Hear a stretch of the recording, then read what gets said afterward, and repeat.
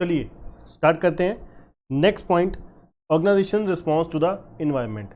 ये जो हमारी बिजनेस एंटिटी है, जो इन्वायरमेंट को किस तरीके से रिस्पॉन्स करती है, जो चेंजेस आते हैं इन्वायरमेंट में उसको किस तरीके से रिएक्ट करती है, किस तरीके से रिस्पॉन्स करती है। कहते हैं organisation must have the capacity to monitor and make sense of their environment if they are respond appropriately.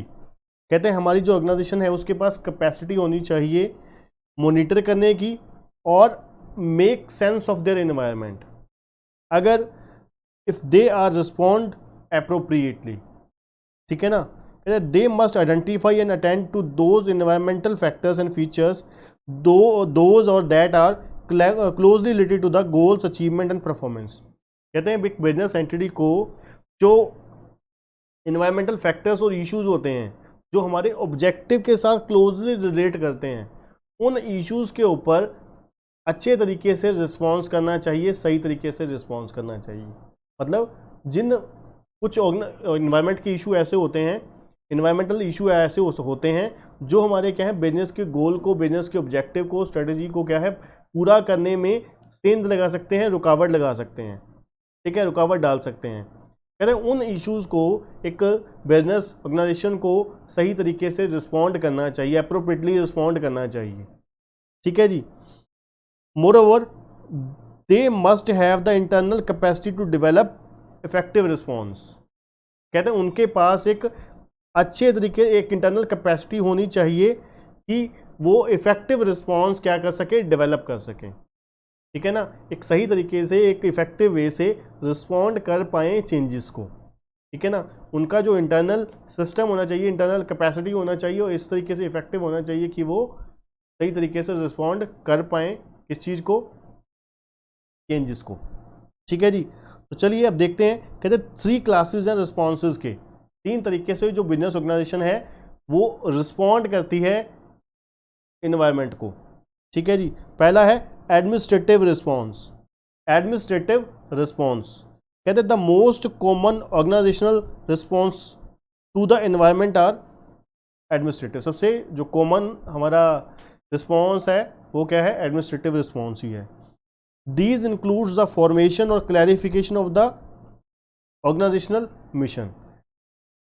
इसमें क्या आ जाता है, जो हमारा ऑर्गेनाइजेशन का ऑब्जेक्टिव है उसका क्रिएशन करना और उसकी क्या करना, क्लैरिफिकेशन करना। अगर एग्जिस्टिंग बना हुआ है, हमारा ऑब्जेक्टिव ऑलरेडी हमने सेट किया हुआ है, पॉलिसी फॉर्मुलेट करी हुई है, तो उसको हम क्या करते हैं, उसको क्या कर रहे हैं, क्लैरिफाई कर रहे हैं। अगर नहीं बना हुआ तो बना रहे हैं, ठीक है, चेंजेस को देखते हुए, ठीक है जी। The development of objective, policy and budgets और creation of scanning units. These responses can either proactive or reactive and are aimed at defining the organization purpose and key task in relation to the relationship to the particular environments। अब देखिए proactive और reactive response क्या होता है। Proactive एक reactive. Proactive का मतलब क्या होता है कि अभी हमें भनक लगी है, हमें एक चांसेस हमें लगता है, एक एक्सपेक्टेशन है कि भाई ये इन्वायरमेंट में चेंजेस हो सकती हैं, तो हम उस एक्सपेक्टेड चेंजेस को देखते हुए हम क्या करते हैं, उसको इन्वायरमेंटल चेंजेस को रिस्पॉन्ड करते हैं। That is proactive response.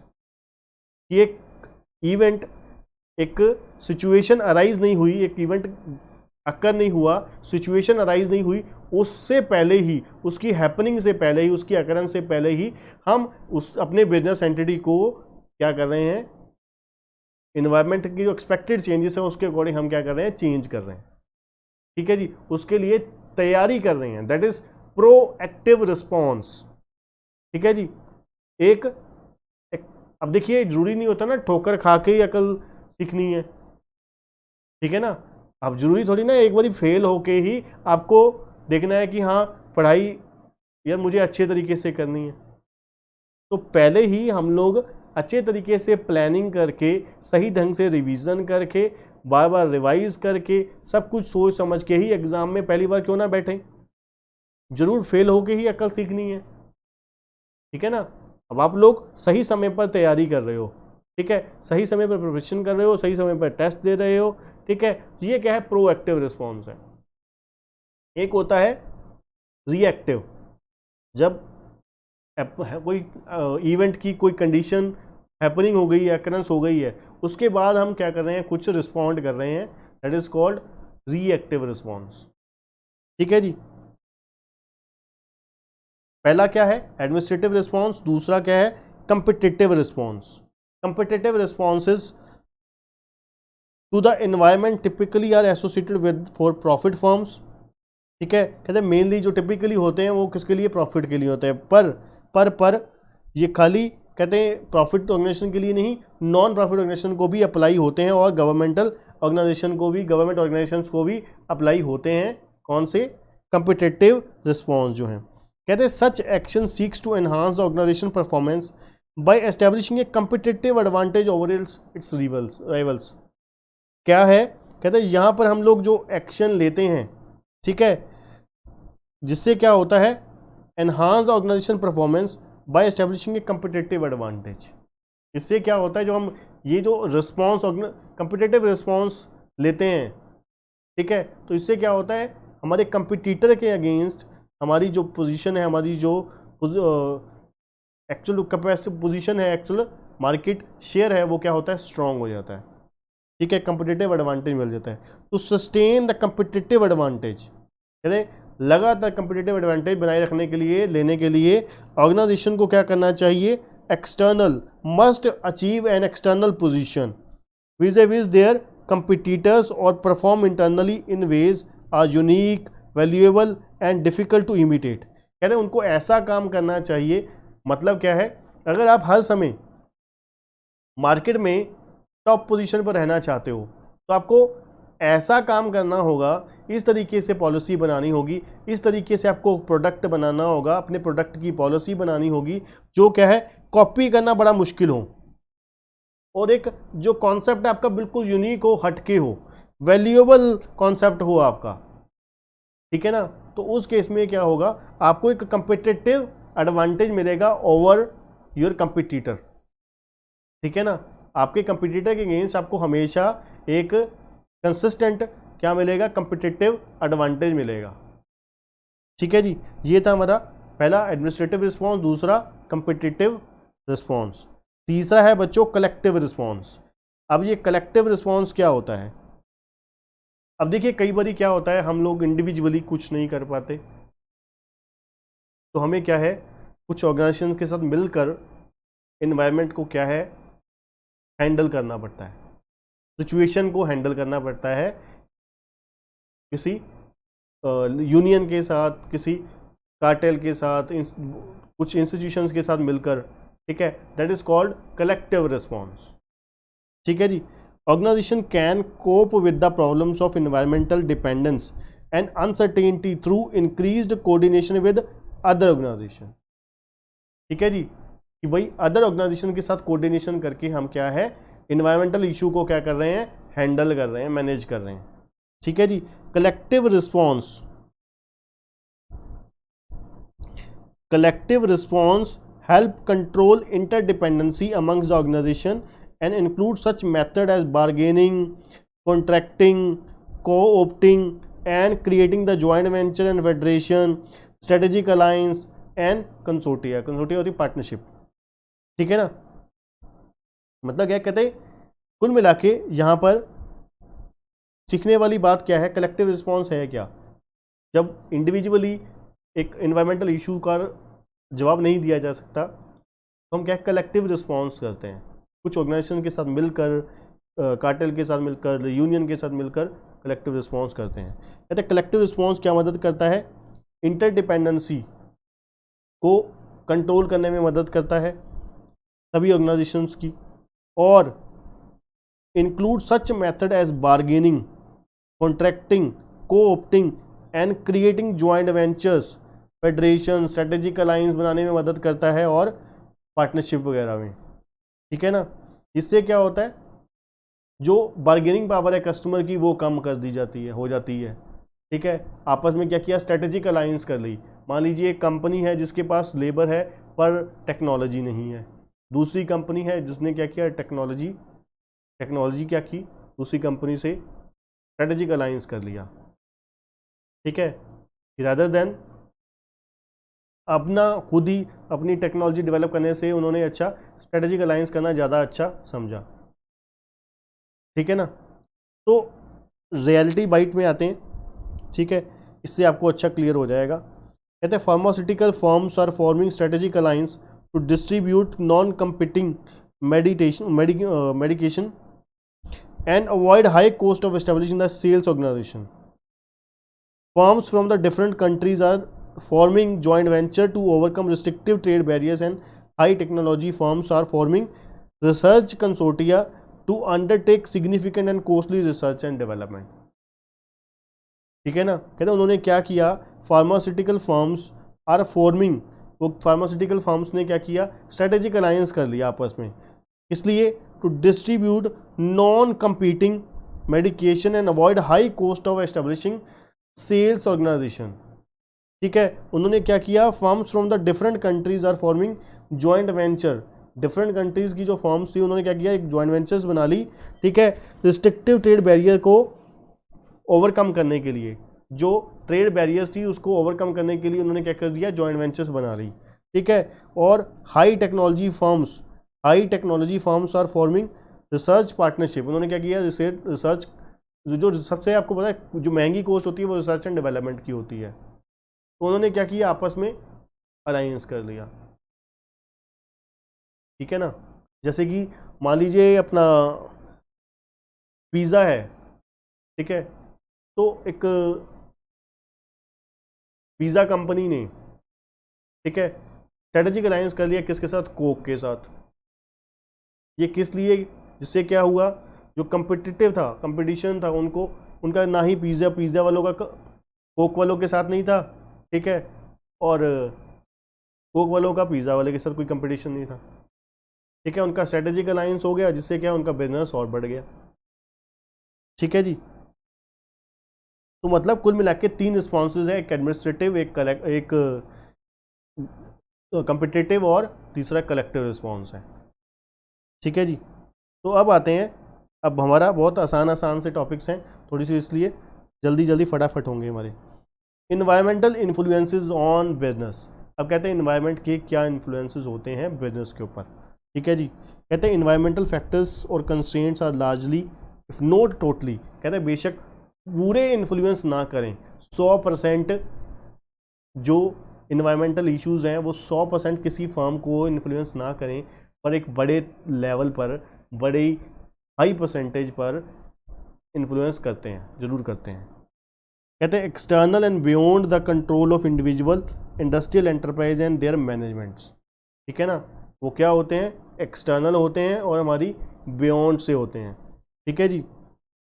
जो मैनेजमेंट ने सोचा होता है उससे बियॉन्ड होते हैं, इसलिए कहते हैं these are essentially the givens within which the firms and the management must operate in a specific country and they vary often greatly from country to country, ठीक है ना। आपको पता है जो इन्वायरमेंट है वो हर कंट्री का, हर रीजन का, हर स्टेट का बिल्कुल डिफरेंट है, इसलिए क्या है वो अलग अलग स्टेट में, अलग अलग रीजन में, हर अलग अलग कंट्री में डिफर है।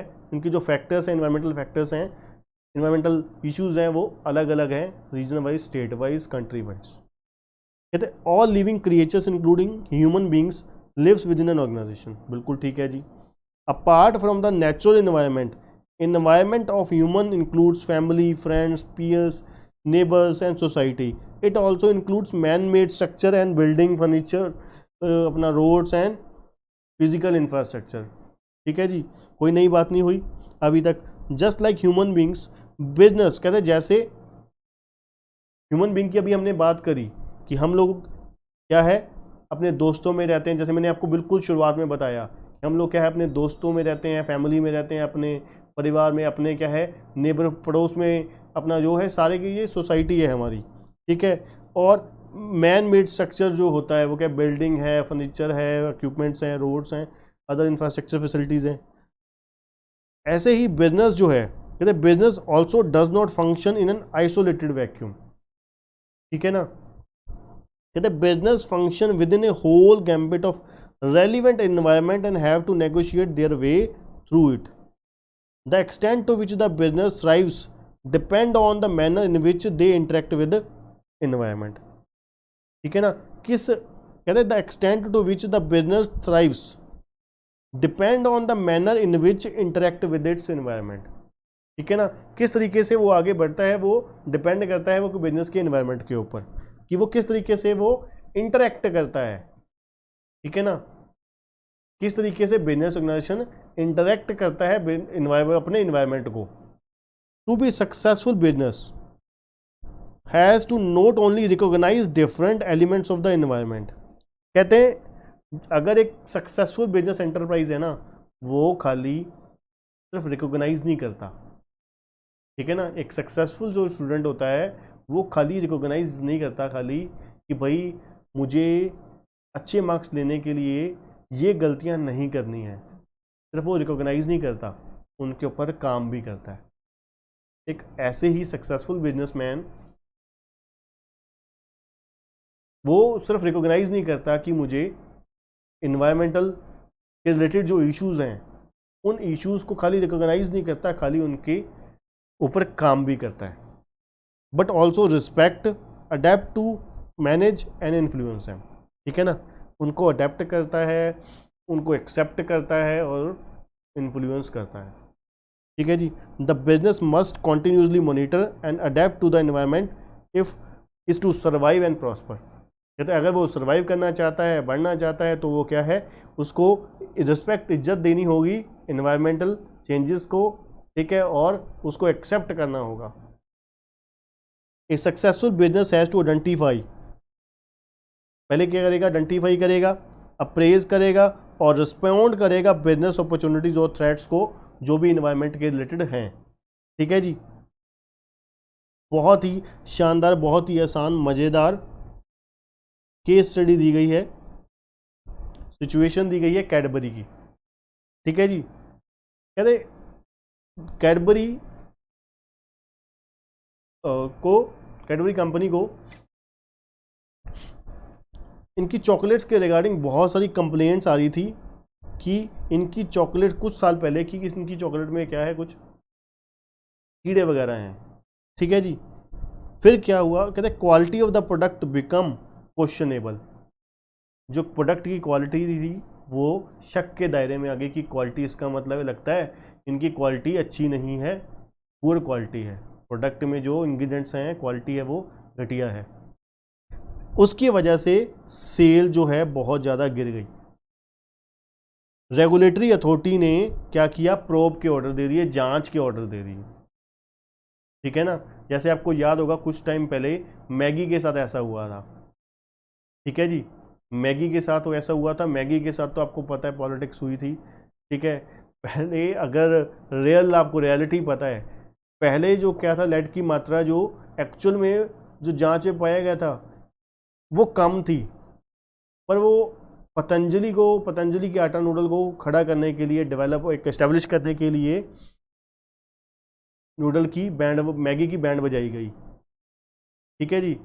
फिर बाद में 1-1.5 महीने बाद अब उनकी जितनी प्रोडक्शन थी सारी की सारी क्या कर दी गई, जलवा दी गई, खराब, ऑब्सोलीट करवा दी गई.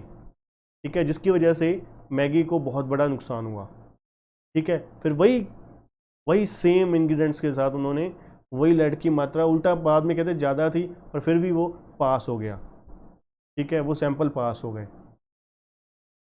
ठीक है जी. अब एक्चुअल में उस केस में हुआ क्या, ठीक है, कि एक्चुअल में जो रियलिटी है जो मैं आपको वो बता रहा हूँ वो कि उन्होंने पास करना था.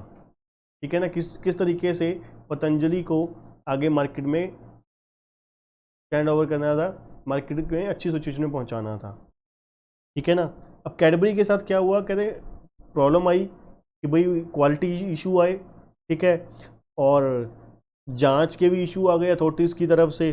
ठीक है. उसकी वजह से जब मार्केट में हवा उड़ी तो उससे क्या हुआ, सेल भी बहुत ज़्यादा कम हो गई कैडबरी की. अब कैडबरी ने कैसे रिएक्ट किया इस इशू को, कैडबरी ने कहते फाइट बैक करके आई. उन्होंने अपनी क्वालिटी इन्वेस्टिगेशन खुद चलाई घर पे, कहते हैं इन हाउस क्वालिटी इन्वेस्टिगेशन चलाई इस कोज को फाइंड करने के लिए एक्चुअल में ये कारण है क्या।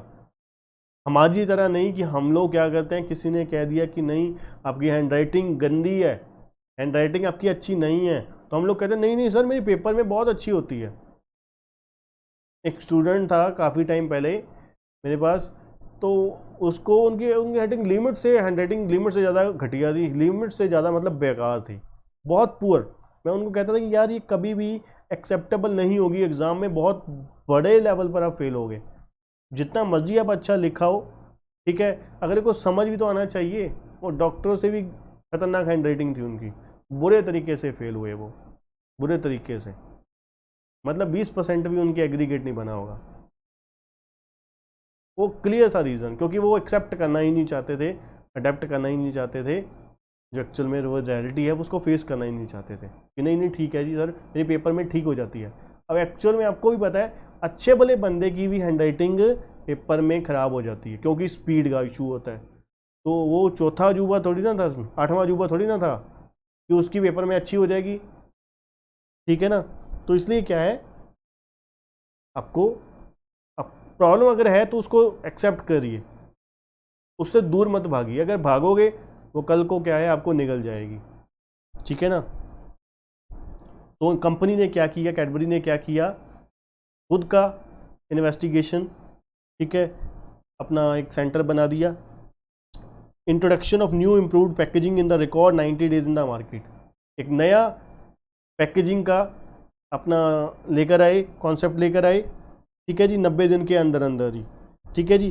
Created a special visi cooler, ये वीजी कूलर जो विजिबल कूलर होता है जो चॉकलेट रखने के लिए, चॉकलेट ख़राब ना हो, along with the Voltas to keep chocolate in good and hygienic condition till the last POP, point of purchase, that is final consumer, ठीक है ना।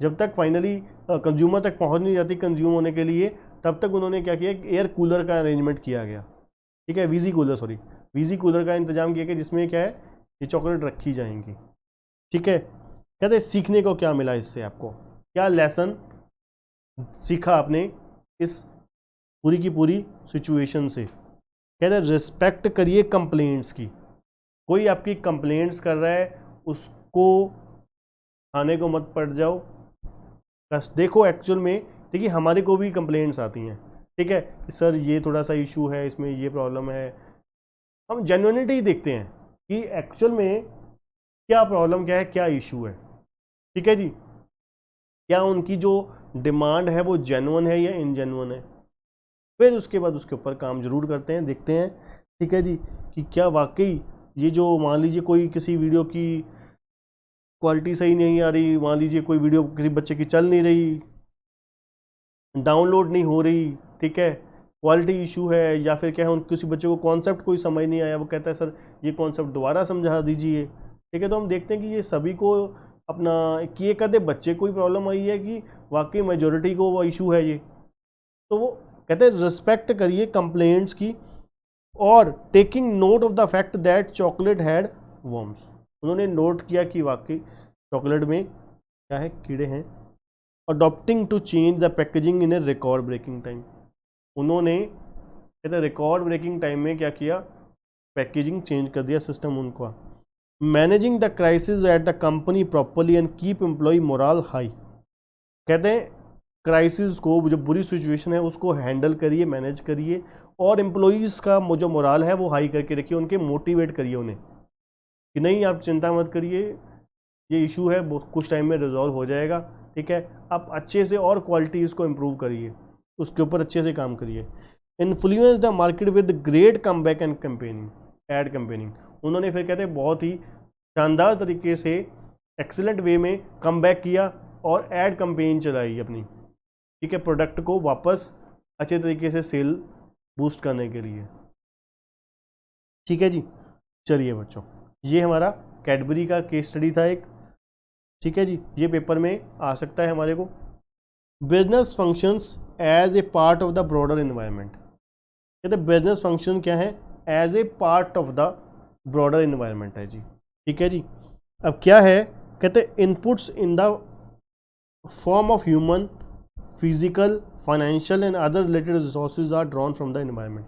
बिल्कुल जी, हम ऑलरेडी पढ़ चुके हैं ना, हम लोग बिजनेस एंटिटी क्या करती है, इन्वायरमेंट से इनपुट्स लेती है, पैसा लेती है, रॉ मटेरियल लेती है, लेबर लेती है, इक्विपमेंट्स लेती है, मशीनरी लेती है, ठीक है ना, और उसके ऊपर प्रोसेसिंग करके सोसाइटी को ही आउटपुट देती है।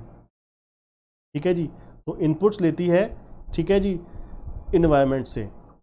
बिजनेस कन्वर्ट करता है इन रिसोर्सेज को प्रोसेसिंग करके, किस में, आउटपुट में, मतलब प्रोडक्ट में और सर्विस में। सिंपल है जी। कहते हैं latter are partly exchange with the external client group is customer, और बाद में हम क्या करते हैं, कस्टमर को उसको दे देते हैं, शेयर कर देते हैं।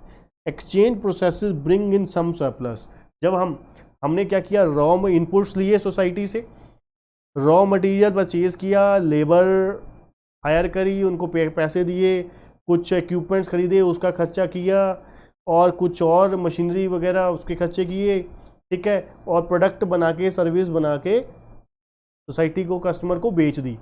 उससे कहते क्या हुआ, हमने कुछ प्रॉफिट अर्न किया। अब ये जो प्रॉफिट अर्न किया, रेपुटेशन अर्न करी हमने, गुड पब्लिक इमेज बनाई, और कम मार्केट में एक नाम बनाया, which would be stored and use for the further development and growth. अब वो जो प्रॉफिट कमाया हम लोग, गुडविल कमाई हमने, हम लोग क्या है उसको कुछ अपने स्टेक होल्डर्स को दे देते हैं, कुछ क्या है स्टोर कर देते हैं फ्यूचर की ग्रोथ के लिए, फ्यूचर डेवलपमेंट के लिए। अब हम लोग कुछ कमाते हैं पैसा, कुछ खर्च कर देते हैं, कुछ सेविंग कर लेते हैं कि भाई इसको दोबारा री इन्वेस्ट करके क्या करेंगे, और ज़्यादा पैसे कमाएंगे। ठीक है जी। Different organisations use different inputs, बिल्कुल ठीक है जी, अपनी रिक्वायरमेंट के अकॉर्डिंग इनपुट्स यूज करेंगे। Adopt different processes and produce different outputs, बिल्कुल ठीक है जी। अब हम कोचिंग इंस्टीट्यूट वाले, ठीक है जी, हम क्या कर रहे हैं, टेक्नोलॉजी को यूज़ करके आपको आउटपुट दे रहे हैं, ऑनलाइन क्लासेस प्रोड्यूस कर रहे हैं, आउटपुट दे रहे हैं। ठीक है जी। एक फर्नीचर मैन्युफैक्चरर है, वो वुड जो है, ठीक है, अपना प्लाईवुड है, ठीक है, सनमाइका वगैरह इनपुट्स लेकर आपको क्या है फर्नीचर प्रोवाइड कर रहा है, उसका डिफरेंट आउटपुट्स है। तो वो डिफरेंट इनपुट्स लेके डिफरेंट आउटपुट हम लोग देते हैं। ठीक है जी। फॉर एग्जांपल एजुकेशन इंस्टीट्यूशन क्या करता है, लोगों को लिटरेट करता है। हॉस्पिटल क्या करता है, मेडिकल और हेल्थ सर्विसेज देता है जी। ठीक है जी। कहते हैं organisation depend upon the external environment for the input required by them and for disposing their output in the mutually beneficial manner. कहते हैं input output exchange activity that is a continuous process and call for active interaction with the external environment. मतलब कुल मिला के वो कहना यही सिर्फ और सिर्फ चाहते थे पूरे के पूरे क्वेश्चन में, कि जो कहते हैं इनपुट और आउटपुट एक्सचेंज एक्टिविटी है, ये कहते हैं लगातार प्रोसेस है। हम लोग क्या है एनवायरनमेंट से इनपुट लेते रहते हैं, एनवायरनमेंट को आउटपुट देते रहते हैं। ठीक है जी। और कॉल करते हैं for an active interaction, calls for an active interaction करते रहते हैं विद एक्सटर्नल एनवायरनमेंट। ठीक है जी, सिंपल है जी। ठीक है सर, चलिए आगे बढ़ते हैं। अब अगला है framework to understand the environmental influence. कहते हैं क्या फ्रेमवर्क है, क्या ढांचा है, ठीक है जी, to understand the environmental influence. Environment के इन्फ्लुएंसेस, एक बिजनेस ऑर्गेनाइजेशन को किस तरीके से एनवायरमेंट इन्फ्लुएंस करता है, उसको मेजर करने का क्या फ्रेमवर्क है, किस तरीके से आप क्या है एनवायरमेंटल के इन्फ्लुएंसेस को मेजर कर सकते हो। समझ रहे हो ना, एक बिजनेस ऑर्गेनाइजेशन पर एनवायरमेंटल के क्या इन्फ्लुएंसेस हैं, उसका हमने फ्रेमवर्क देखना है। कहते हैं in spite of the problems in understanding the business environment, organisations can not ignore it. कहते हैं माना कि जो बिजनेस ऑर्गेनाइजेशन को इन्वायरमेंट को आइडेंटिफाई करने में प्रॉब्लम आती है, पर हम इसको इग्नोर नहीं कर सकते। ठीक है ना, पर हम इसको इग्नोर नहीं कर सकते। We will make an attempt to identify a framework for understanding the environment of organisation. कहते हैं हमें क्या करना होगा, कोशिश करनी होगी कि इन्वायरमेंटल इश्यूज को आइडेंटिफाई करने की। ठीक है जी, this will help in identifying the key issues. कहते हैं जब हम एक फ्रेमवर्क बना लेंगे, उससे क्या होगा, हमें मदद मिलेगी, हमें की इश्यूज को आइडेंटिफाई करने में मदद मिलेगी, number 1। Number 2, find ways of coping with complexity and also assist in challenging the managerial thinking. कहते हैं जब हम फ्रेमवर्क आइडेंटिफाई कर लेंगे तो इससे हमें क्या मदद मिलेगी, नंबर 1, हम आइडेंटिफाई कर लेंगे की इशू, जो इंपॉर्टेंट इश्यूज क्या हैं, एनवायरनमेंट के इंपॉर्टेंट इश्यूज क्या हैं वो हमें पता लग जाएंगे। नंबर 2, हम क्या है, कॉप अप कर लेंगे कि कम्प्लेक्सिटी मतलब किस हद तक डिफ़िकल्टी लेवल कितना है, और चैलेंज क्या है, मैनेजमेंट के लिए कितना का चैलेंज है उसको रिस्पॉन्ड करने के लिए, उसको जवाब देने के लिए कितना चैलेंजिंग टास्क है मैनेजमेंट के लिए। ठीक है जी, तो चलिए पहला है, कहते हैं firstly it is useful to take an initial view of the nature of the organisations environment in term of how uncertain it is. कहते हैं सबसे पहले हमें क्या है, एक इनिशियल व्यू लेना पड़ेगा ऑर्गेनाइजेशन के नेचर का। सबसे पहले हम क्या करेंगे, एक स्टार्टिंग व्यू लेंगे ऑर्गेनाइजेशन के नेचर का, ठीक है, एनवायरनमेंट के नेचर का, कि वो कितना अनसर्टेन है। ठीक है ना, अब जैसे टेक्सटाइल इंडस्ट्री है, ठीक है, खासकर रेडीमेड गारमेंट में अनसर्टेनिटी होती है काफ़ी, फैशन चेंज होता रहता है। ठीक है ना, खास करके लेडीज़ के केस, गर्ल्स के केस में बहुत फैशन चेंज होता है। ठीक है ना, तो कहते हैं हमें देखना होगा कि हमारे जो ऑर्गेनाइजेशन के नेचर में कितना अनसर्टेनिटी है, अनसर्टेनिटी कितनी ज़्यादा है। और जैसे सबसे ज़्यादा अनसर्टेनिटी है टेक्नोलॉजी, आईटी सेक्टर में। आपको पता है कितनी ज़्यादा स्पीडी वे में टेक्नोलॉजी जो है कॉन्टिन्यूसली चेंज हो रही है। ठीक है ना, तो इसलिए कहते हैं पहले हमें क्या है, एक इनिशियल व्यू लेना है ऑर्गेनाइजेशन के नेचर का। ठीक है जी, नेचर का, कि वो कितना का चेंज होता है, कितनी की उसमें अनसर्टेनिटी है।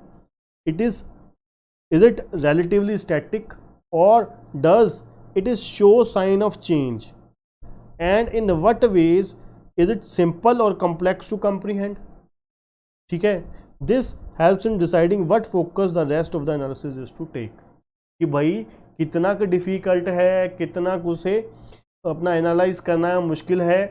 ठीक है, इससे हमें क्या मिल जाएगा, एक इनिशियल व्यू, एक आइडिया मिल जाएगा कि हमारी अनसर्टेनिटी कितनी है, अनसर्टेनिटी कितनी है नेचर ऑफ ऑर्गेनाइजेशन में। ठीक है जी, सेकेंडली अब हमें दूसरे नंबर पे क्या करना है, नेक्स्ट स्टेप क्या है, ऑडिट करना है इन्वायरमेंटल इन्फ्लुएंस का। ठीक है जी, हेयर द एम, यहाँ पर उद्देश्य क्या है, which of many different environment influences are likely to affect the organisation development और performance. It is useful to identify the influence factor and relate such influences. अब देखिए, कहते हैं बहुत सारे हो सकता है फैक्टर जो है हमारे बिजनेस एंटिटी को इन्फ्लुएंस करते हों, हो सकता है बहुत सारे फैक्टर हमारे बिजनेस एंटिटी को, बिजनेस ऑर्गेनाइजेशन को इन्फ्लुएंस करते हों, पर कहते हैं कौन से हमारे बिजनेस के रिलेटेड हैं, मतलब कौन से ज़्यादा रेलिवेंट हैं, ये ऑडिट करने के बाद पता लगेगा कि कौन से ज़्यादा रेलिवेंट है, कौन से किस लेवल पर हमारी ऑर्गेनाइजेशन को, हमारी प्रॉफिटेबिलिटी के ऊपर, हमारी सेल के ऊपर, ठीक है, हमारी ग्रोथ के ऊपर, हमारे फ्यूचर सक्सेस के ऊपर इन्फ्लुएंस्ड है। ठीक है ना, उसको इन्फ्लुएंस करती हैं।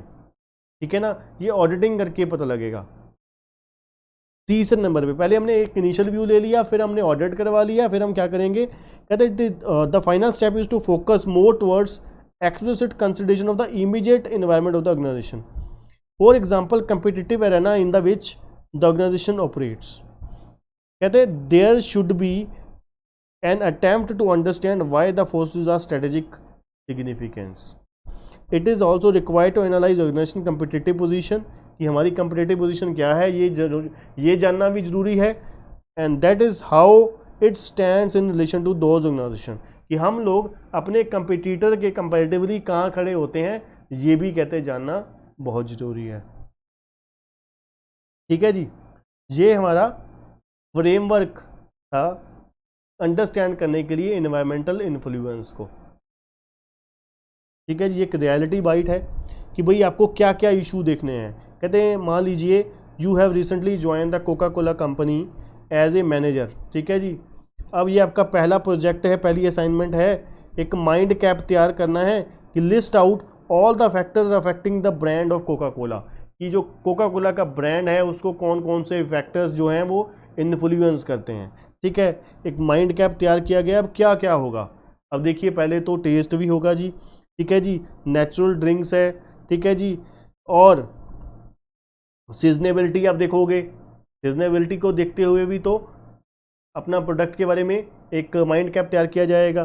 ठीक है जी, पैकेजिंग के बारे में भी, हेल्थ इशू भी देखे जाएंगे, रिलीजियस इशू भी देखे जाएंगे। ठीक है ना, तो मतलब क्या है, स्कीम्स, अलग अलग स्कीम्स में कई बार क्या होता है कि अपना गिफ्ट चला देते हैं कि हाँ भाई अपना 2 लीटर की पेप्सी के साथ, ठीक है, ये चीज़ आपको फ्री मिलेगी। ठीक है ना, इसके साथ इतना डिस्काउंट मिलेगा जी आपको।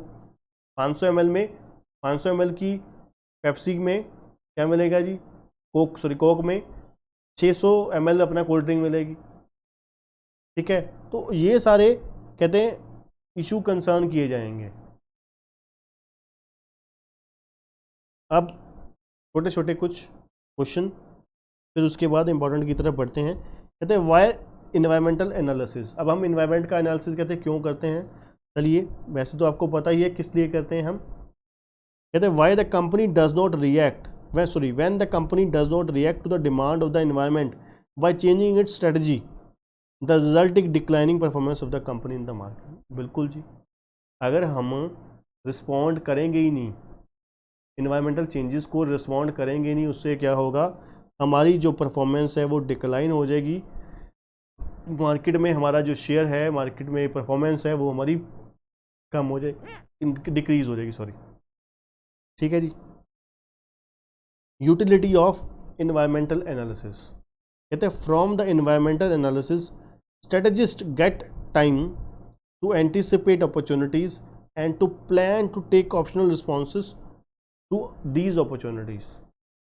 कहते हैं it also help strategist to develop an early warning system to prevent threats और to develop strategy which can turn a threat to the firms advantage. ध्यान से सुनना, बड़ा अच्छा पॉइंट है। कर क्या रहे हैं हम,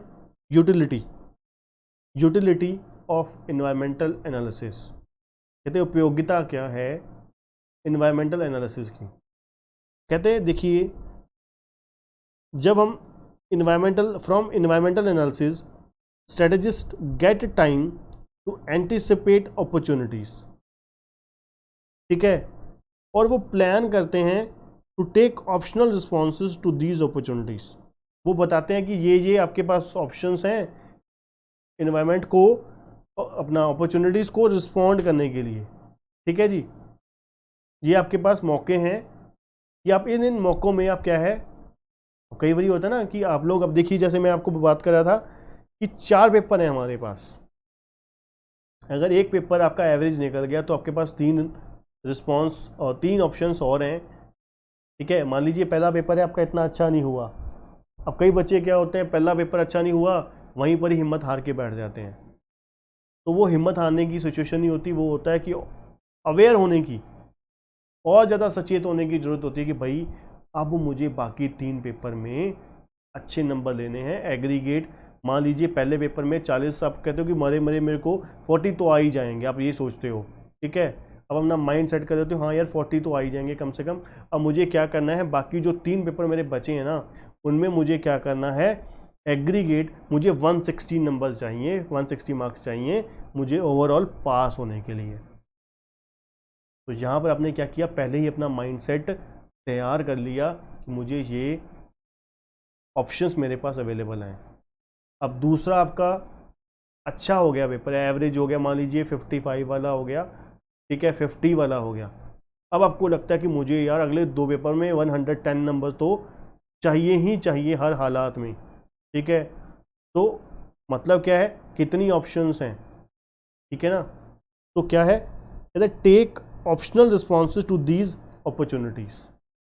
कहते हैं आप प्लान करिए and to plan to take optional responses to those opportunities.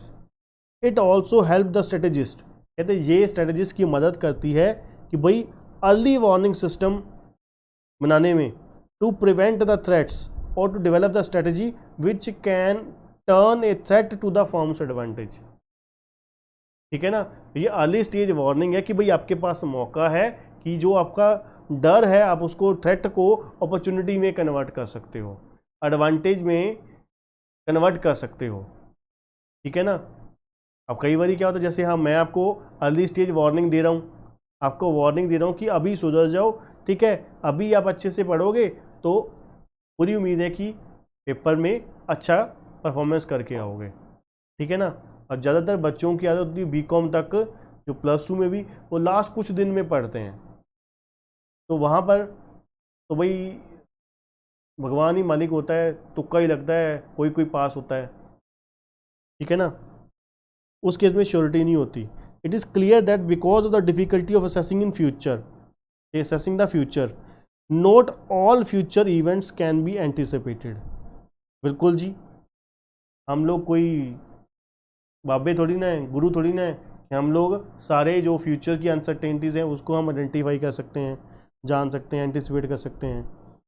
To the extent that some और more are anticipated by the analysis and diagnosis, managerial decision likely to be better. कहते हैं कुछ हद तक, to the extent that some और most are anticipated by this analysis and diagnosis, managerial decisions are likely to be better. The managers can concentrate on these few instead of having the deal with the all environmental influences. ठीक है जी, manager क्या कर सकते हैं, concentrate कर सकते हैं कुछ के ऊपर, rather than सभी के ऊपर फोकस करने की बजाय वो कुछ पे फोकस कर सकते हैं। ठीक है जी। अब आते हैं बच्चों बड़ा ही इंपॉर्टेंट, अब बस बहुत ही मज़ेदार, बहुत ही आसान इंटरेस्टिंग शुरू होते जाएंगे आगे, बहुत ही बिल्कुल जो आपको आसानी से समझ आते जाएंगे। पर्पस क्या है एनवायरमेंटल एनालिसिस? हम लोग एनवायरमेंटल एनालिसिस किस पर्पस से, किस उद्देश्य से कर रहे हैं? पहला कहते हैं हमारा पहला उद्देश्य क्या है, provide understanding of current and potential changes taking place in the environment. कहते हैं हमारा पहला उद्देश्य ये है कि हम लोग अंडरस्टैंड करना चाहते हैं कि करंट और फ्यूचर में क्या क्या चेंजेस आ सकते हैं। ठीक है जी, इन्वायरमेंट में अभी और फ्यूचर में क्या क्या चेंजेस आ सकते हैं। It is important that one must be aware of the existing environment. अब हमें एग्जिस्टिंग इन्वायरमेंट भी पता होना चाहिए ना, हम अभी कहाँ हैं और कहाँ जाना चाहते हैं, दोनों पता होना चाहिए ना।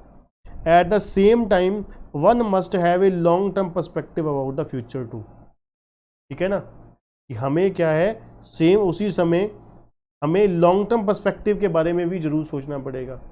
तो हमारा पहला उद्देश्य क्या है, हम क्या करना चाहते हैं, इन्वायरमेंट की, अपने बिजनेस ऑर्गेनाइजेशन की और फ्यूचर की जो चेंजेस, करंट सिचुएशन क्या है और क्या चेंजेस हो सकती हैं, प्रोस्पेक्टिव चेंजेस क्या हो सकती हैं, वो भी हम जानना चाहते हैं इन्वायरमेंट के बारे में। ठीक है जी। दूसरा उद्देश्य क्या है, कहते हैं environmental analysis should provide inputs for strategic decision making.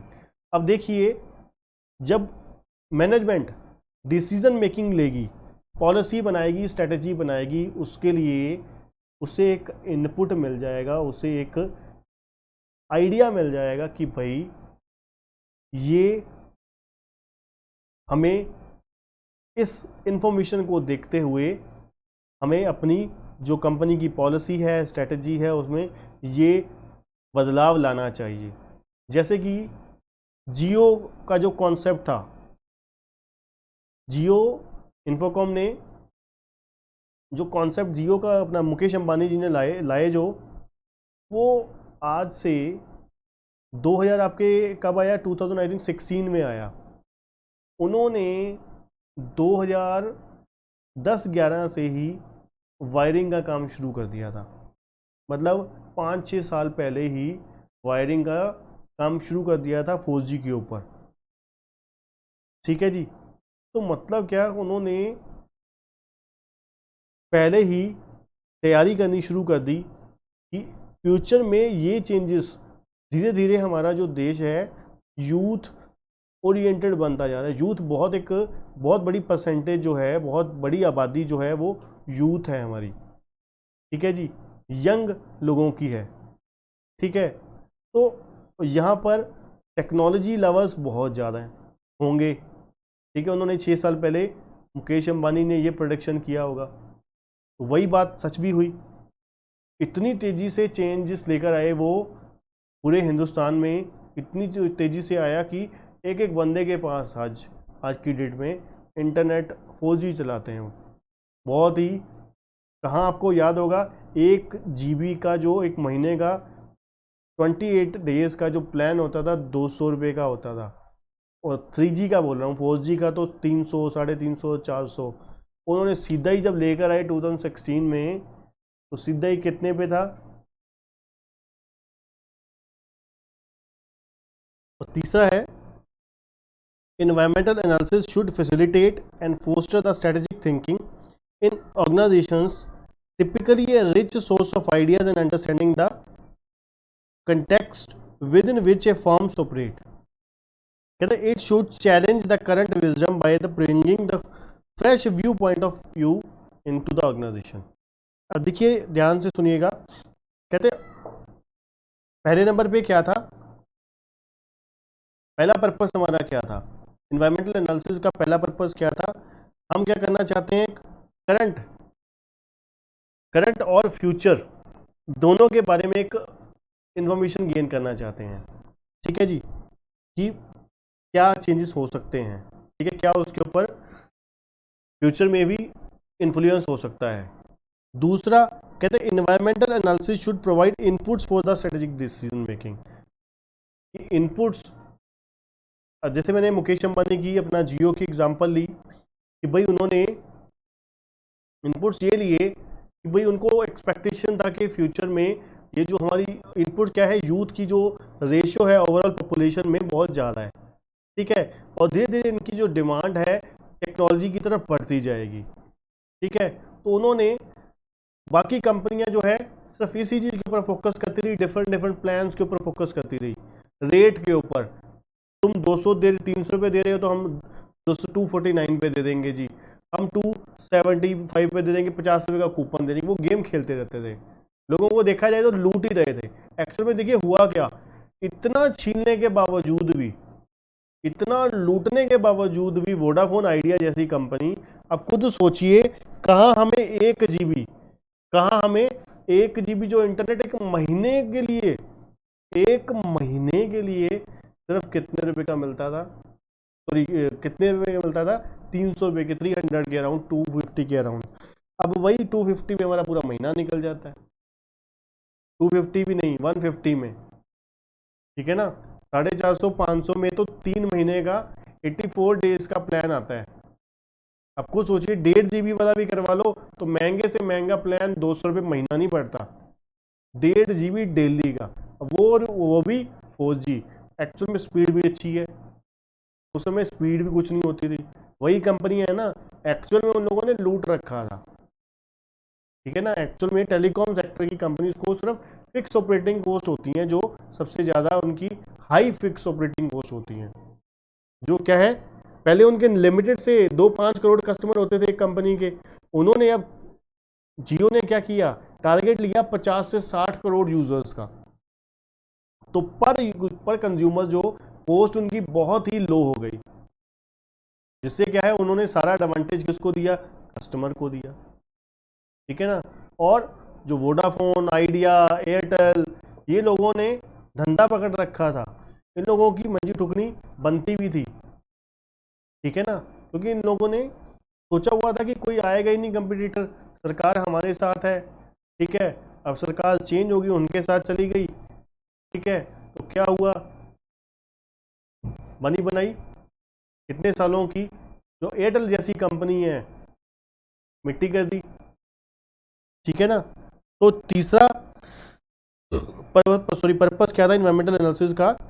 कहते हैं इन्वायरमेंटल एनालिसिस क्या करता है, फैसिलिटेट करता है और फोस्टर करता है स्ट्रेटेजिक थिंकिंग में, ठीक है ना, स्ट्रेटेजिक थिंकिंग में मदद करता है, ठीक है जी।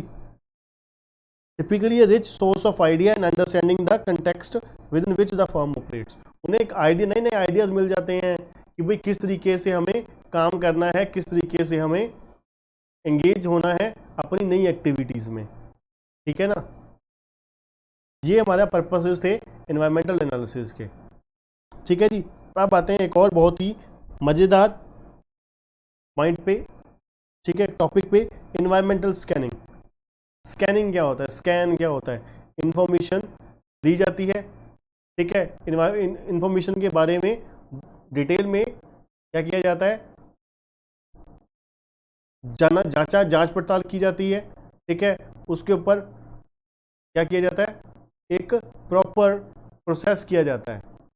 कहते हैं organisation environment consist of external and internal factors. कहते हैं ऑर्गेनाइजेशन के जो इन्वायरमेंट होता है उसमें इंटरनल और एक्सटर्नल दोनों फैक्टर्स होते हैं।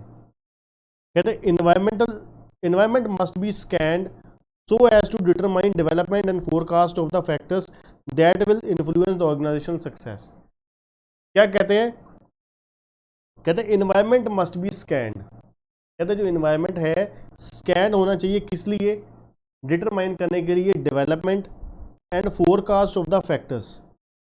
डेवलपमेंट एंड फोरकास्ट कि क्या फ्यूचर में हो सकता है और किस तरीके से जो हो सकता है वो किस तरीके से फार्म की सक्सेस के ऊपर इन्फ्लुएंस करेंगे, जो हम शुरू से पढ़ते आ रहे हैं, ठीक है ना। इन्वायरमेंट की स्कैनिंग हम किस लिए करने जा रहे हैं, करना चाहते हैं कि भाई कौन कौन से फैक्टर्स, कौन कौन सी चीज़ें फ्यूचर में हैपन हो सकती हैं और किस तरीके से वो प्रभावित करेंगी हमारे बिजनेस की सक्सेस को।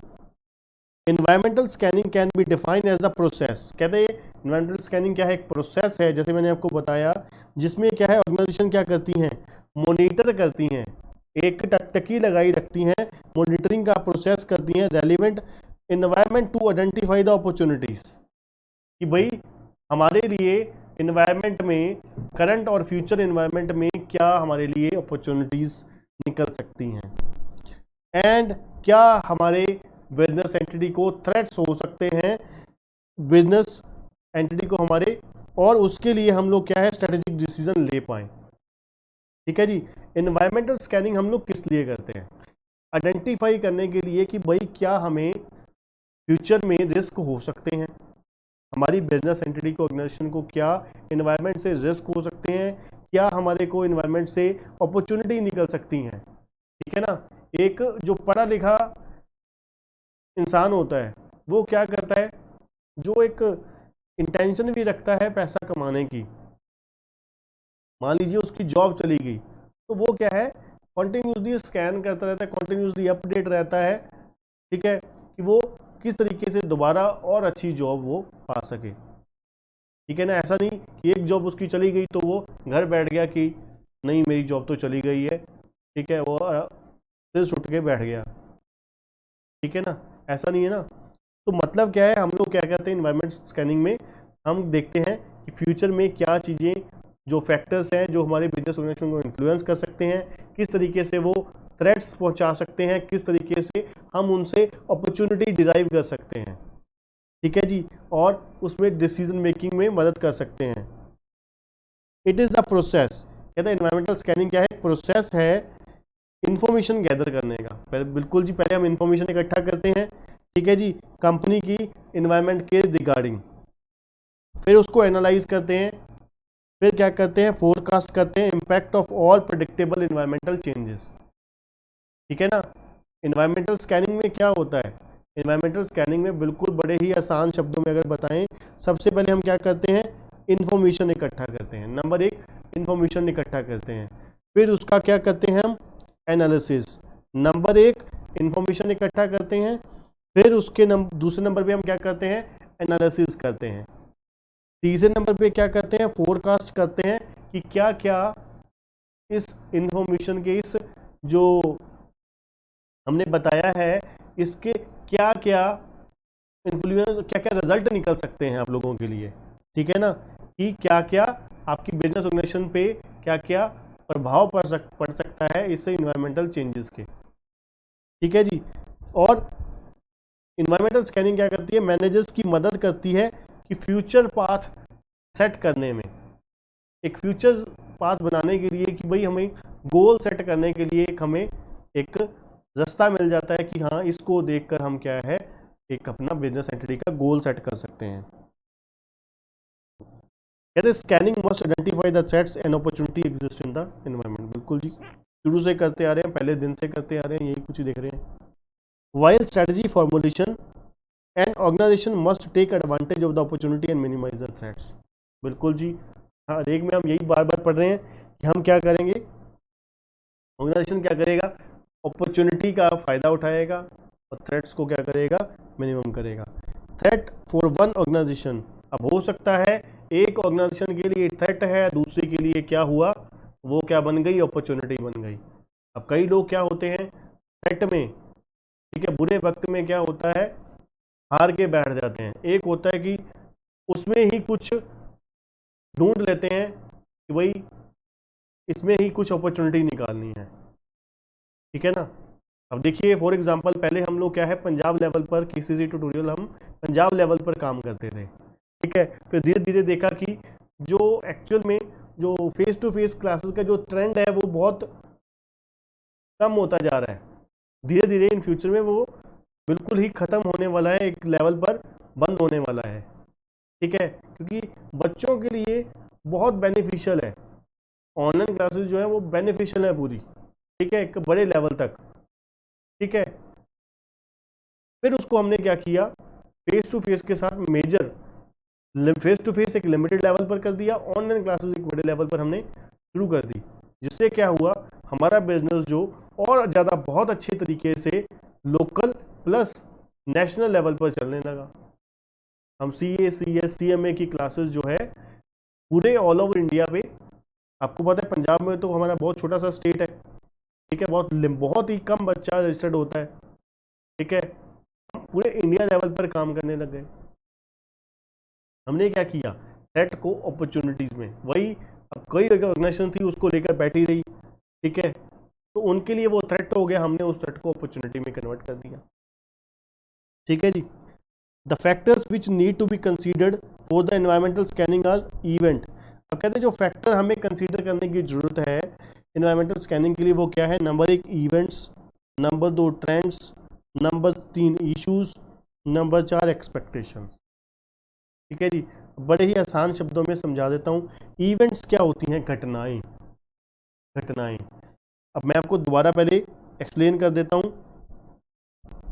कहते हैं factors which need to be considered for environmental scanning, कौन कौन से फैक्टर्स हैं जो एनवायरमेंटल स्कैनिंग के लिए डिस्कस करने की जरूरत है, ठीक है जी। कौन कौन से थे, इवेंट है, ट्रेंड्स हैं, इश्यूज हैं और एक्सपेक्टेशंस हैं, ठीक है जी। सबसे पहले इवेंट्स, इवेंट्स क्या होती हैं, घटनाएं। घटनाएं क्या होती हैं, जो हैपनिंग होती हैं, जो क्या है जिनका होना या ना होना फ्यूचर में डिपेंड करता है, अनसर्टेन है, बिल्कुल हो भी सकती है नहीं भी हो सकती, इट मे और मे नॉट बी हैपेंड। कहते हैं events are important and specific occurrence taking place in different environmental sectors. Events are certain happening in the internal or external organization environment which can be observed and tracked. कहते हैं events क्या है, important है और specific occurrence है taking place in the different environmental sector. कहते हैं events are certain happening in the internal, कहते हैं हो सकता है certain happening in the internal और एक्सटर्नल ऑर्गेनाइजेशन एनवायरनमेंट, ठीक है। इवेंट्स इंटरनल भी हो सकते हैं, ठीक है, एक्सटर्नल एनवायरनमेंट के रिलेटेड भी हो सकते हैं, विच कैन बी ऑब्जर्व्ड, जो क्या है ऑब्जर्व किए जा सकते हैं और ट्रैक भी किए जा सकते हैं। दूसरा ट्रेंड्स, ट्रेंड्स क्या होता है, रुझान। जैसे मैं बात कर रहा था कि कोई टेक्नोलॉजी है, मान लीजिए टेक्नोलॉजी क्या चल रही है, ठीक है, मार्केट में। अब जैसे टेक्सटाइल हम इंडस्ट्री की बात कर रहे थे, रेडीमेड इंडस्ट्री की बात कर रहे, रेडीमेड गारमेंट की बात कर रहे थे, कि हर समय समय पर डिफरेंट डिफरेंट ट्रेंड्स चल रहे होते हैं कपड़ों के, ठीक है ना। Trends are the general tendency और कोर्स ऑफ एक्शन, मतलब रुचि, लोगों का इंटरेस्ट किसी पर्टिकुलर थिंग के लिए, पर्टिकुलर चीज़ के लिए, किसी पर्टिकुलर अपना कमोडिटी के लिए, किसी पर्टिकुलर प्रेफरेंस के लिए, ठीक है। Trends are the general tendency और course of action along with the events which take place. Trends are the grouping of similar or related events that tend to move in a given direction. Increase or decrease in the strength of frequency observation usually suggest a pattern of changes in the particular area. वो एक देखा जाए तो trend जो है ना वो दिखाता है कि ये जो रुचि है, इंटरेस्ट है ना लोगों का, इस तरफ जा रहा है, इस तरफ जा रहा है। ट्रेंड क्या होता है? एक रुझान दिखाता है ना। अब देखिए, एक इलेक्शन होते हैं किसी भी स्टेट के, पॉलिटिक्स के, अगर आप थोड़ा सा भी इंटरेस्ट रखते हो, आपको पता होगा रुझान के बारे में, ठीक है जी। एग्जिट पोल, प्री पोल होता है, प्री पोल सर्वे होता है, एग्जिट पोल सर्वे होता है, ठीक है ना। वो क्या होता है? रुझान होते हैं, ट्रेंड्स, ठीक है। अब देखिए क्या होता है, मान लीजिए पंजाब में इलेक्शन है, ठीक है। तो क्या होता है, मान लीजिए 2 करोड़ की आबादी है, गिनती के 10,000 लोगों से या 5,000 लोगों का सैंपल लिया जाता है, ठीक है जी। मान लीजिए जैसे पंजाब में अपना 111, मेरे ख्याल 110 या 120 के अराउंड अपना कॉन्स्टिट्यूंसीज हैं, ठीक है। इस टाइम मुझे थोड़ी सी भूल रही हैं। तो अब सभी हर कॉन्स्टिट्यूंसी में कुछ 10 या 20 लोगों से क्या किए जाते हैं, या 50 लोगों से मान लीजिए उन्होंने पूछा कि हाँ भाई आपने किस पार्टी को वोट किया, ठीक है, किसके लिए वोट किया। तो वो क्या करते हैं, उसको ट्रेंड में ले लेते हैं, ठीक है, कि इतने परसेंट लोगों ने ये जवाब दिया, इतने परसेंट लोगों ने ये जवाब दिया, ठीक है। वो चीज़ दर्शा जाती है कि लोगों में इंटरेस्ट, वो सारे 2 करोड़ के 2 करोड़ जनता लोगों से तो पूछ नहीं सकते, इतना पॉसिबल भी नहीं है इतने थोड़े समय में। तो वो क्या है, एक ट्रेंड दर्शा जाता है कि एक्चुअल में पंजाब में कौन सी पार्टी के जीतने के ज़्यादा चांसेस हैं। हो सकता है वो ट्रेंड्स वो गलत भी हो सकता है वो सही भी हो, ठीक है जी। इश्यूज क्या है? करंट कंसर्न्स, करंट प्रॉब्लम्स, जो करंट हमारी प्रॉब्लम्स भी हो सकती हैं, इश्यूज भी, मतलब मैटर्स कह सकते हो, प्रॉब्लम्स नहीं, मैटर्स सही वर्ड रहेगा। Current concern that arise in the response to the event and trends, कहते हैं जो कि अराइज होते हैं किससे? इवेंट और ट्रेंड से, ठीक है जी। पैदा होते हैं किससे? इवेंट से और ट्रेंड से। Identifying N emerging issue is more difficult, कहते हैं जो उभरता इशू है, मतलब जो एक नया इशू कोई खड़ा हो रहा है, नई प्रॉब्लम आ रही है, कोई नया इशू आ रहा है, सामने आ रहा है, प्रॉब्लम खड़ी हो रही है, उसको कहते हैं आइडेंटिफाई करना ज़्यादा मुश्किल काम हो जाता है। Emerging issue start with a value shift और change in how an issue is viewed, ठीक है जी। कहते हैं identifying an emerging issue is more difficult. Emerging issues start with a value shift or change in how an issue is viewed, ठीक है जी। और last होता है, चौथा होता है एक्सपेक्टेशंस। एक्सपेक्टेशंस क्या है? उम्मीद, ठीक है जी। Are the demands made by the interested group in the light of their concern for the issues, कहते हैं ये क्या है? Demands made by the interested groups, जो लोगों ने डिमांड करी है, कुछ कस्टमर ने, ग्रुप ऑफ कम्युनिटी कस्टमर ने डिमांड करी है, in the light of concern for issues, ठीक है ना। अब कोई प्रॉब्लम खड़ी हुई है किस वजह से? क्योंकि कुछ लोगों का ट्रेंड जो है, ट्रेंड दिखा रहा है कि ये चीज़ कंपनी को बनानी चाहिए, ये प्रोडक्ट कंपनी को नया इसमें चेंज करना चाहिए, ठीक है जी। ट्रेंड आ गया जी किसी इवेंट की। मान लीजिए, अब आपको लिंक करके बता देता हूँ, मान लीजिए कोई इवेंट की अकरेंस हुई, ठीक है। जैसे हमने कैडबरी सिचुएशन में पढ़ा, कैडबरी की सिचुएशन में हमने देखा कि लोगों ने अपना कुछ कंप्लेंट्स आई कि भाई जो कैडबरी की चॉकलेट है उसमें कीड़े हैं। ठीक है जी, ये क्या था, एक इवेंट था। फिर उन्होंने सर्वे करवाया, मान लीजिए लट करिए, ठीक है, अपनी तरफ से हम इसको सिचुएशन को देखते हुए हम क्या करते हैं, इसको मॉडिफाई कर देते हैं केस को। मान लीजिए उन्होंने क्या किया, पहले इवेंट की अकरेंस हुई, उन्होंने क्या किया, फिर सर्वे करवाया, ट्रेंड्स देखा गया, फिर ट्रेंड देखा गया कि कितने के परसेंट